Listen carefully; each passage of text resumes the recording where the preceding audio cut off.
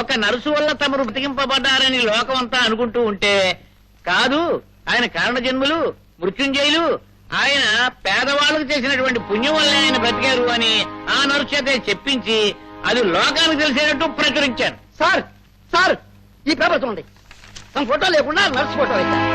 పైగా head line చూడండి, Satyanarayana బ్రతికించి nurse అని చెప్పి. సత్యనారాయణ ఎవడా తెచ్చినాడు? వాడు వెధవండి, వెధవ. ఎవడు?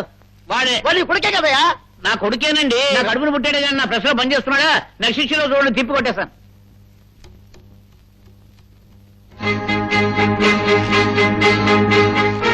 ఏడు మావయ్య పిలిపించారట? ఏమిటా? నీకు నర్సుగా ట్రైనింగ్ ఇప్పించింది, ఉద్యోగం ఇప్పించింది ఎందుకు? ఎందుకని అడుగుతున్నాను. నా పొట్ట నేను పోషించుకోవడానికి, మా అమ్మని పోషించుకోవడానికి, చేతనైతే 10 మంది రోగులకు సేవ చేయటానికి. కానీ చచ్చిపోయిన ఎమ్మెల్యేని ముఖ్యమంత్రుల్ని బతికించడానికి కాదుగా అని నేను నేర్చుకున్న ట్రైనింగ్ లో ఎక్కడ రాసలేదే. రాసి ఉండదు. 15 సంవత్సరాలుగా నేను ముఖ్యమంత్రి అవ్వాలనుకుంటున్నాను నీకు తెలుసుగా. 15 సంవత్సరాలుగా అతను ముఖ్యమంత్రిగా పాతుకుపోయాడని నీకు తెలుసుగా. అతను చచ్చిపోతే నా పార్టీ అధికారంలోకి వస్తుందని నీకు తెలుసుగా. అప్పుడు నేను ముఖ్యమంత్రి అవుతాను నీకు తెలుసుగా. నాకు తెలియదుగా. ఇది మాత్రం తెలుసు. అతను చచ్చిపోయిన డాక్టర్లంతా కన్ఫర్మ్ చేసి వదిలేశారు, నర్సులంతా కన్ఫర్మ్ చేసి వదిలేశారు, దేశం అంతా కన్ఫర్మ్ చేసి వదిలేసింది. నువ్వు మాత్రం కన్ఫర్మ్ చేయకుండా తగుదునమ్మని అతను గుండెల మీద ఎక్కి తొక్కి బతికించావు. ఎందుకు బతికించావు అని అడుగుతున్నాను. నేను మానవ ప్రయత్నం చేశాను, భగవంతుడు రక్షించాడు. భగవంతుడు రక్షించలేదు, వాడు చంపేశాడు. కానీ నీ వెధవ ప్రయత్నమే బతికించింది. నేనేం చేశాను? నువ్వేం చేయక్కర్లేదు. మళ్ళీ వాడు చచ్చిపోయే అవకాశం ఏమైనా ఉందా? లేదు. అయితే నువ్వు దయచేయి, చేసించాలి. వెళ్ళు. నేనేం చేశాను మావయ్య? వెళ్ళమంటూ ఉంటే ఇందులో నేను చేసిన తప్పే ఉంది మావయ్య. ఊరికే నర్స్ ట్రైనింగ్ అవటం కాదు, నర్స్ యొక్క జీవితంలో ఒకనైనా బ్రతికించిన మీరేగా అన్నారు, బ్రతికించాను. అన్నానే, కానీ వీడిని కాదు బతికించమంది. నువ్వు దయచేయి. మీరంతా ఇక్కడ ఉన్న ముఖ్యమంత్రి గారు ఉన్నారు, పిలుస్తాను. నమస్కారం. నమస్కారం. నమస్కారం సార్. ఎలా ఉన్నారు సార్? బాగున్నారా? ఏం లేదు సార్, వీళ్ళు రోడ్ పక్కన పాకలు వేసుకున్నారు. కార్పొరేషన్ వాళ్ళు వాటిని పీకేమన్నారట. అవునమ్మా, ప్లాట్ఫారం కట్టింది మనుషులు నడవడానికి గానీ పాకలేసుకోవడానికి కదుగా. నడిచెళ్ళే వాళ్ళు రోడ్ మీద వెళ్ళొచ్చు కదా సార్, పాకల మీదగానే వెళ్ళాలా? కావాలంటే మీరు ఇల్లు కట్టించేసేయండి, వాళ్ళు పాకలు తీసిస్తారు. సరే సరే, ఆలోచిస్తానులే. ఆలోచిస్తానంటారేంటండి? చచ్చిపోయిన మిమ్మల్ని బతికించి నేనే కదా, ఆ మాత్రం చేయలేరా? ఏమయ్యా, ఇదిగో ఈ దగ్గర అప్లికేషన్ తీసుకుని పంపించి. ఇట్రండి, అప్లికేషన్ తీసుకురండి. ఎడ్యుకేషన్ అలవెన్స్ కావాలని, బస్ అలవెన్స్ కావాలని స్ట్రైక్ చేయాల్సిందే. ఏమిటి అందరు ఇక్కడ మీటింగ్ పెట్టారు? చదువు మనకి డ్రెస్ అలవెన్స్ కావాలని, కరువు భత్యం పెంచాలని, మన పిల్లలకి ఎడ్యుకేషన్ అలవెన్స్ కావాలని ప్రభుత్వానికి మనం అప్లై చేశామా? అవేవి ఇవ్వరట. అటువంటి డిమాండ్లు మరి ఎప్పుడు చెయ్యొద్దని చెప్పి ప్రభుత్వం దగ్గర నుంచి శ్రీముఖ వచ్చింది. అందుకే మేమంతా కలిసి ఓ నిర్ణయానికి వచ్చాం. ఏమిటిది? స్ట్రైక్ అంటే అంత తేలికైన విషయం కాదు. నీతోటి నాతోటి సరిపోదే. అవునే, సరిపోలేదే. మీటింగ్ పెడతాం, మన రాష్ట్రంలో ఉన్న నర్సులందరికీ ఇన్ఫార్మ్ చేస్తాం, అందరూ కలిసి ఒక తేదీ నిర్ణయించుకుని స్ట్రైక్ ప్రారంభిస్తాం. ఎందుకే స్ట్రైక్ గొడవ అంతా? ఇదెవడో గొట్టంగాడు పంపించుంటాడు. ముఖ్యమంత్రి గారు నాకు తెలుసు కదా, నేనే కదా ఆయన బతికించాను, లేకపోతే వాడు చచ్చిపోయి ఉన్నాడు కదా. సరాసరి నేను వెళ్ళి ఆయనతో మాట్లాడతాను, ఈ చేత్తో కాగితం ఇస్తాను, ఆ చేత్తో ఆర్డర్ పట్టుకొస్తాను. ఓకే? ముఖ్యమంత్రి గారు చచ్చిపోతే బతికించింది నేనే, ఆయనతో మాట్లాడాలి. చాలా బిజీగా ఉన్నారు, కూర్చోండి. సరే, మేము వచ్చామని చెప్పండి. అలాగే, కూర్చోండి. కూర్చోండి.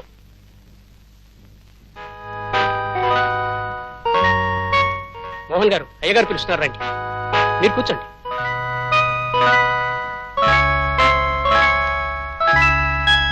జనార్దన్ గారు, రండి. ఏమిటండి అందరిని పిలుస్తూ మమ్మల్ని పిలవలేంటి? వస్తున్నానమ్మా, కొంచెం వెయిట్ చేయాలి.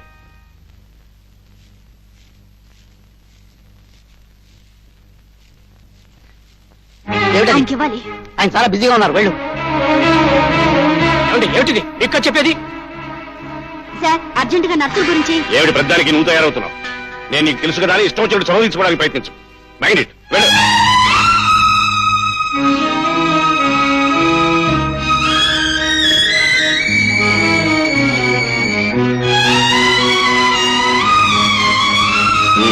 సాయంకాలం ఎవరు వస్తున్నారు?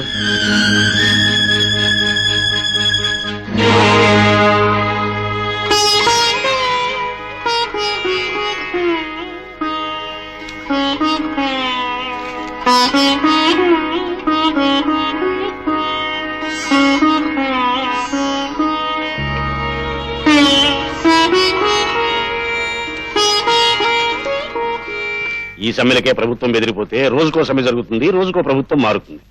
ఈ విషయంలో మన పార్టీ వాళ్ళు ఏం మాట్లాడినా దానికి అనవసరమైన ప్రాధాన్యత ఇచ్చినట్లు అవుతుంది. ఆ సంగతి మన పార్టీ వాళ్ళందరికీ చెప్పండి.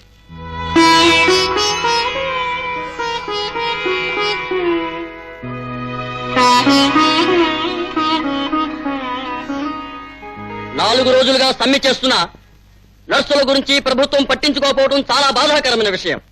అందుకే వారి కోరికలు న్యాయసమ్మతమైనవని, తల్లి చేసిన సేవలు తిరిగి చేయగలిగిన మరో తల్లి నర్సు మాత్రమేనని, వారు కోరిన కోరికలు అతి సమంజసమైనవని, వాటిని తీర్చడం ప్రభుత్వ ధర్మమని తెలియజేస్తూ వారికి మద్దతు ప్రకటించడానికి యువ నాయకుడు శోభన్ ఆధ్వర్యంలో యువకులంతా నేటి నుంచి నిరవధిక నిరాహార దీక్ష ప్రారంభిస్తున్నాం.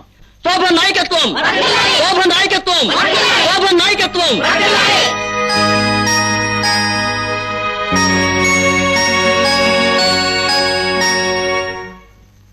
మీ నాన్నగారు వచ్చి ఈ సమ్మెను మానేయమంటే మానేస్తారా మీరు?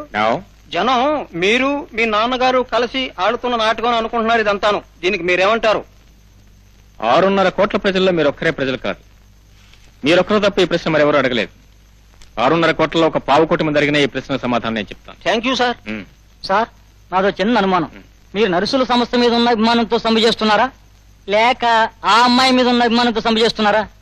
సారీ, మీరు మీ పత్రిక మీద ఉన్న ఇంట్రెస్ట్ కొద్దీ ఇలాంటి చెత్త ప్రశ్నలు అడుగుతున్నారా, లేక మీ పాండిత్యం ప్రదర్శించుకోవడానికి ఈ ప్రశ్నలు అడుగుతున్నారా? Sorry sir, no more questions. ఈ సమ్మె చినికి చినికి వాన ఎట్టుందండి. ఇదివరకు ఇంతకంటే పెద్ద సమ్మెలు చాలా జరిగినాయిలేండి. కానీ మూకుమ్మడిగా ఆడవాళ్ళంతా సమ్మెలో పాల్గొనడం ఇదే మొదటిసారి. అసలు మన పార్టీకున్న బలం అంతా ఆడవాళ్లే కదండి. ఆ పిల్లకి జనంలో సింపతి ఉందండి. చనిపోయిన ముఖ్యమంత్రి గారు నేనే బ్రతికించాను, లేకపోతే ఆయన ఎక్కడుండేవారో నా పిల్లలిచ్చిన ఇంటర్వ్యూతో ఆవిడ మీద చాలా సానుభూతి పెరిగిందండి. సార్, ఈ సమ్మెకు అసలు బలం అది కాదు సార్. ఆ అమ్మాయిని సమర్థిస్తూ మీ అబ్బాయి గారు సమ్మె చేస్తున్నారే అది. దీన్ని ఇక్కడే అంతం చేయాలి. సార్, నిరాహార దీక్షకి పోలీస్ పర్మిషన్ కావాలి. ఆవిడకి ఆ పర్మిషన్ లేదు. అందులో ఆవిడ చేస్తున్నది ఆమరణ నిరాహార దీక్ష. అందువల్ల ఆత్మహత్యా నేరం కింద ఆవిడ అరెస్ట్ చేయించి పారేస్తే అది సమగాస్త తెల్లారిపోతుంది. మ్మ్.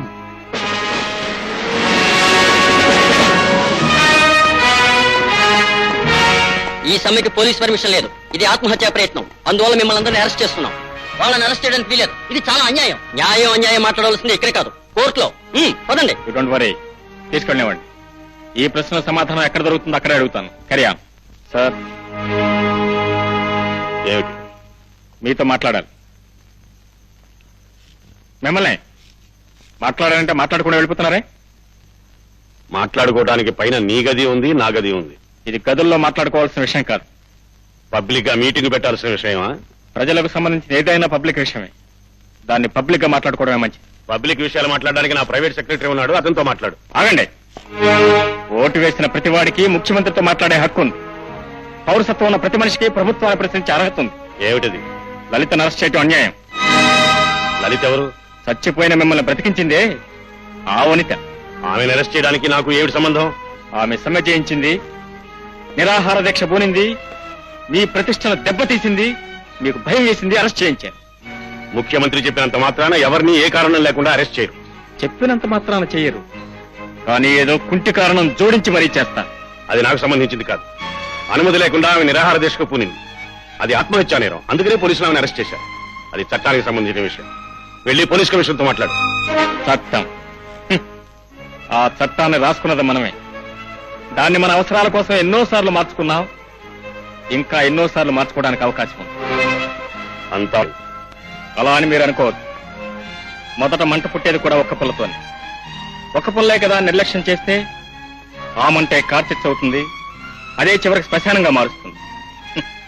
అలాగే విప్లవం కూడా ప్రారంభమయ్యేది ఒక్కరితోనే. దాన్ని సరైన సమయంలో అనచలేకపోతే ఆ ఒక్కరే 100 అవుతారు, 100 వేలు అవుతారు. అప్పుడు లలిత ఒక ఆడపిల్ల, ఆమె చేసేది కూడా ఒక సమ్మేళనాన్ని నిర్లక్ష్యం చేయదు. అది నిన్నటి వరకే వాళ్ళ సమస్య, నేటి నుంచి అది ప్రజా సమస్య.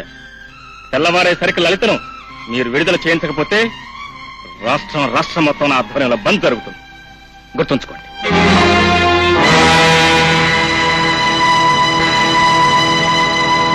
చూడండి, బీట్ ఇక్కడ కాదు అక్కడ కొట్టండి.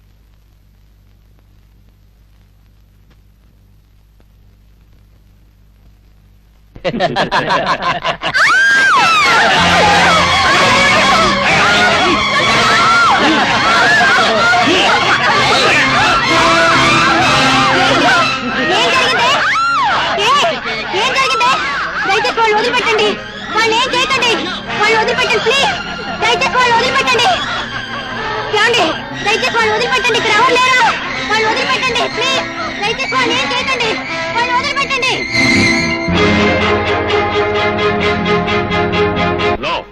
ఇదంతా కట్టు కదా. నన్ను అల్లరిపాలు చేయడానికి, నా పార్టీని బజారుకించడానికి ప్రతిపక్షాల వాళ్ళు ఆడుతున్న నాటకం. అంటే స్టేషన్ లో ఆడవాళ్ల మీద అత్యాచారం జరగలేదంటారా? లేదు. అయితే మీరు వాళ్ళలో ఒకళ్ళైపోయారు. వాళ్ళ సమ్మె ఆపాం కాబట్టి ఏదో ఒకటి చెప్పాలి. అందుకనే ఈ దుష్ప్రచారం చేస్తున్నాను. అయితే డాక్టర్లు ఇచ్చిన సర్టిఫికేట్స్ అన్ని అబద్ధాలు. ఆ డాక్టర్లు, లాయర్లు అంతా నన్ను అప్రతిష్ట పాలు చేయడానికి, నా ప్రభుత్వాన్ని దించడానికి ఆ మారుతో చేతులు కలిపి ఆడుతున్న నాటకం ఇది. అంతేకాని జరిగింది వాస్తవం కాదు, వాళ్ళ మీద చర్య తీసుకోను అంటారు. సరే, మీరు చర్య తీసుకోకపోతే మేము తీసుకుంటాం. సోదరులారా, సోదరీమణులారా, ప్రాణదాతలైన నర్సుల మీద జరిగిన అత్యాచారానికి ప్రభుత్వం ఇంతవరకు ఎలాంటి చర్య తీసుకోవడం సిగ్గుచేటు. Shameful attitude on the part of the government. అందుకే రేపు ప్రజలు, ముఖ్యంగా యువత యువకులు రాష్ట్ర వ్యాప్తంగా జరగబోయే బంద్లు పాల్గొని దాన్ని విజయవంతం చేయవలసిందిగా మిమ్మల్ని అందరినీ ప్రార్థిస్తున్నాను.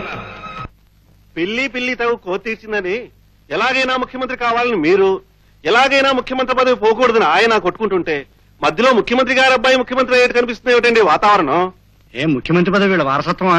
ఏది గుళ్ళో పూజారి పోతే మళ్ళీ వాడి కొడుకే పూజారి అయినట్టు ఓ ముఖ్యమంత్రి చచ్చిపోతే వాడి కొడుకు ముఖ్యమంత్రి అవుతూ ఉంటాడా? వీల్లేదు, దీన్ని మేము సహించాం. ఏమిటో ఆ కుర్రవాడు మీ మేనగోడలకు మొగుడవుతాడు అనుకున్నాను, కానీ మీకే మొగుడయ్యేటట్టున్నాడు. అది కదా నా పాయింట్. నువ్వు నోరు మూస్తావా అని అడుగుతున్నాను. సోదర సోదరి మళ్ళారా, నేను ఏ సభ పెట్టినా, ఏ సమావేశం ఏర్పాటు చేసినా ప్రతిపక్ష నాయకుడిని కనుక ప్రభుత్వాన్ని దుయ్యపడ్డానికి అనుకుంటారు. ఆశ్చర్యం లేదు. కానీ 6 ఆడకూతుళ్ళని, తెలుగింటి ఆడపడుచుల్ని, మాతృమూర్తులకు మారుపేరైన నరసమ్మల్ని పోలీస్ స్టేషన్ లో దారుణంగా మానభంగం చేస్తే ఈ ప్రభుత్వం ఏం చేస్తోంది అని ప్రశ్నిస్తున్నాను. ఎక్కడ నిద్రపోతోంది అని ప్రశ్నిస్తున్నాను. దీని మీద మన ముఖ్యమంత్రి గారు ఏ చర్య తీసుకున్నారని సభాముఖంగా అడుగుతున్నాను. కనుక సోదరులారా, ఇది కేవలం నర్సుల సమస్య కాదు, ఆడజాతి మనుగడ సమస్య, రాష్ట్రం సమస్యే కాదు, దేశం సమస్య. ఇది నా ప్రశ్నే కాదు, యువజన నాయకుడైన మన శోభన్ ప్రశ్న కూడా. ముఖ్యమంత్రి తన తండ్రి అయినప్పటికీ లెక్క చేయకుండా ముఖ్యమంత్రిని ఎదురిస్తున్న చిరంజీవి శోభన్ ఇప్పుడు మాట్లాడతాడు.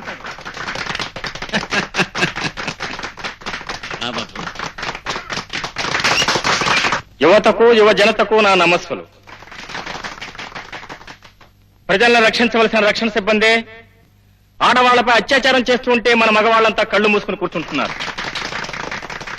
ఆడది అర్ధరాత్రి పూట ఒంటరిగా నడి రోడ్డు మీద నడవగలిగిన రోజునే నిజమైన స్వరాజ్యం వచ్చినట్లు అన్నారు మహాత్మా గాంధీ. ఆ స్థితి, ఆ అవకాశం, ఆ అదృష్టం మన ఆడవాళ్ళలో ఏ ఒక్కరికైనా వచ్చిందని అడుగుతున్నాను. రాలేదంటే మనకు వచ్చిన స్వరాజ్యం కాదు, స్వార్థపరుల రాజ్యం. అసలైన సిసలైన స్వరాజ్యం కోసం యువ జనత నడుం కట్టి ముందుకు రండి. రేపు నేను తలపెట్టిన బంద్లో మీరంతా పాల్గొని దాన్ని దిగ్విజయం కావించండి. ప్రభుత్వానికి మీ నిరసన ధైర్యంగా తెలపండి. యువత వర్ధిల్లాలి, యువ జనత వర్ధిల్లాలి. యువత, యువ జనత, యువ జనత, యువత.